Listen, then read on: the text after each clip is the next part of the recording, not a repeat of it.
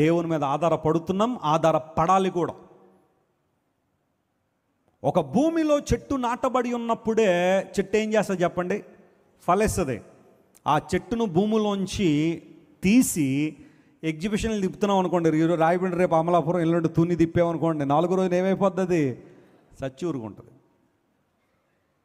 భూమిలో ఉన్నంత కాలమే చెట్టు ఫలిస్తుంది, లేదా చెట్టు చక్కగా జీవించి ఉంటుంది. క్రీస్తులో ఉన్నప్పుడే, ప్రభువులో ఉంటేనే, ఆయన మీద ఆధారపడితేనే మన జీవితాల ఆశీర్వాదం పూర్ణ శాంతి గల ఉన్నగా చేస్తాం. ఈరోజు సమాధానం లేదా, శాంతి లేదా, రాత్రి పడుకుని నిద్రపడట్లేదా? ఎందుకో నా జీవితం అనిపిస్తుందా, యావగింపు వచ్చింది, అసహ్యం వచ్చింది జీవితం మీద? నా చేతుల్లో నేను చెక్కుకున్నానని వాగ్దానం చేసిన దేవుని వైపు నువ్వు చూడగలవా? నా శాంతినే మీకు ఇస్తున్నాను, లోకం ఇచ్చినట్టుగా కాదు, నా శాంతిని ఏం చేస్తున్నాను, మీకు అనుగ్రహించుచున్నాను అని దేవుడు చెప్పాడే. ఆ మాటను ఒకసారి పరిశీలించగలవా? God fills you with supernatural peace and Joy.